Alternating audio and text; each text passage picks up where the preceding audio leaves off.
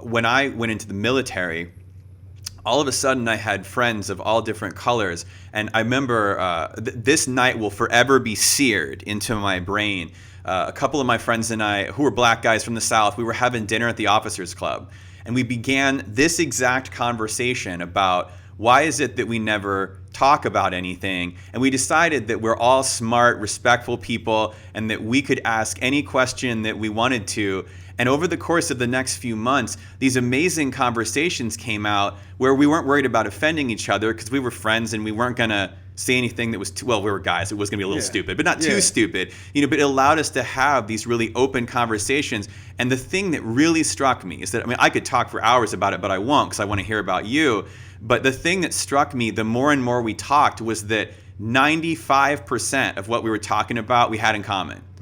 And there were differences. And one of the things I think is really funny, and my friends used to say this, was that white people that aren't like tiki torch carrying white people are terrified of being labeled as racist. Yeah, for sure. So we say really stupid shit like, there's no difference between black and white culture. Yes, there is. Yeah. It's not racist to say that. It's racist to say, and therefore we're better than you. Yes, that's racist. But sure. to say, but thank God for black culture. I love jazz. Yeah. There would be no jazz if there, if there hadn't been, if there was no Bird, jazz would not be what it was. So thank God there's a difference. But people are so like locked up about, oh my God, I can't say that my friend is black. How do I describe him? This is my friends used to just laugh and laugh. They'd be like, oh, how would you describe that guy? Oh, here's he's black. He's tall. He wears glasses. It's like we don't do that. My friend said to me, Adam, if I sent someone to your office, I'd be like, he's like blonde haired. He's a white guy. He's about 6 foot tall. Exactly. It's like, but we don't. But that's the thing is that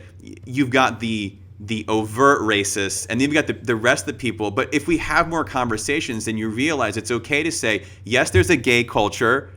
It's different. That doesn't mean it's necessarily worse. There's a transgender culture. There's the difference between states. Yes, somebody from Boston is different than somebody from Oregon. Right. But race seems to have the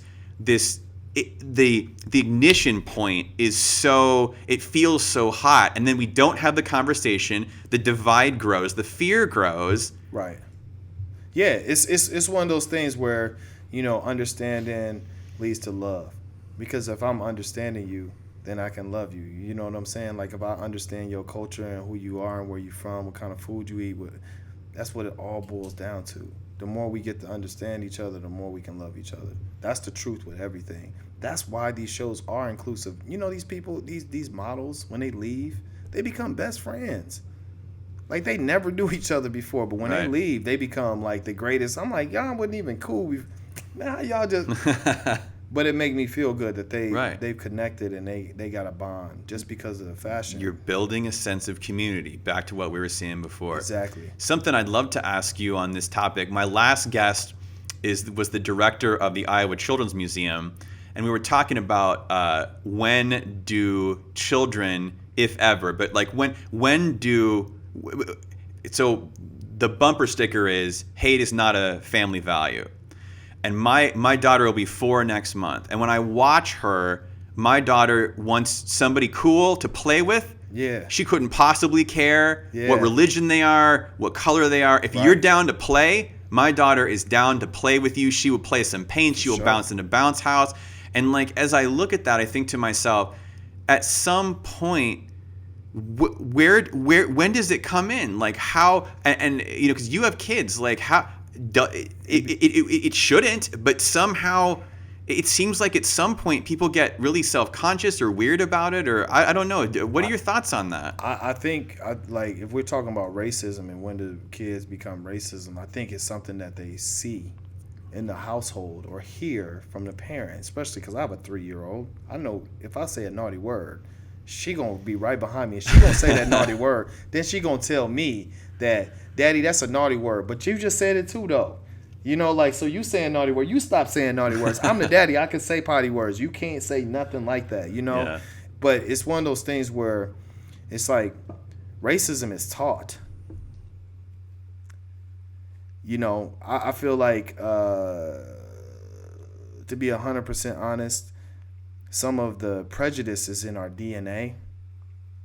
Like we can't change being prejudiced. But then when you add racism on top of that, it's like it's like pouring fuel on the fire, right? And the kids get taught that at a very early age. Whether it's explicit or implicit, is that Exactly. Yeah. Exactly. Whether they're saying it directly, maybe they had a bad day at work and they came home and said blah blah blah blah, this effing whatever, or the parent is like, hey, let me sit you down. I'm gonna tell you how this is gonna go, and this is how you need to be acting. This is how you need to treat these folks. And if you treat them any different, this is what's going to happen. Right. Whether it's those lessons. And I think that's what's happened, because it's like you said, my daughter the same way. She don't care. She just want to be, in the vibe, in good vibes, Right. and hang out and have fun. She don't care what you look like, Right. what color you is. She don't. We could definitely get our kids together, and, no and problem. there wouldn't be a history. I mean, there was a really great commercial many years ago, and I remember it really clearly. There was a black guy and a white guy, and they were walking. You didn't know where they were walking, and you could hear the voiceover in their head, and they were both saying, "What's he doing in this neighborhood? Take your hands out of your pockets. He doesn't think you're whatever." And they came up to each other, and they both had a moment, and then they both turned and went up the stairs into church. Yeah, see? And it was, I remember it, it has to be 20 years ago or more, but I remember it clearly because I think, again, there's that thing about, we talk about, I would imagine there'd be listeners who would say, I would never explicitly teach my kids racism. But if you pull up the car to a corner and there's black guys on the corner and you lock the car doors, or we don't go into that store, or we don't eat at that restaurant. I mean, Exactly. that kind of music is their music or something. Like it Yep. turns into, that's the implicit, like, oh, because kids aren't stupid, and I they're work smart, with very kids in my smart. office, so they'll begin to parse out, oh, right, so that's black church versus we go to white church. Yes, And I'm sure on your side that Of there's course. parallels. Same way. They that's you know. white church versus black church. They know. The kids are smart. They smart. We know that. And whatever you feed them up to that 5-year-old age, right? It's implanted, because they say, if your kid 5 years old, this is who they are. The 5-year-old, you can see the traits of who they're gonna become when they become an adult.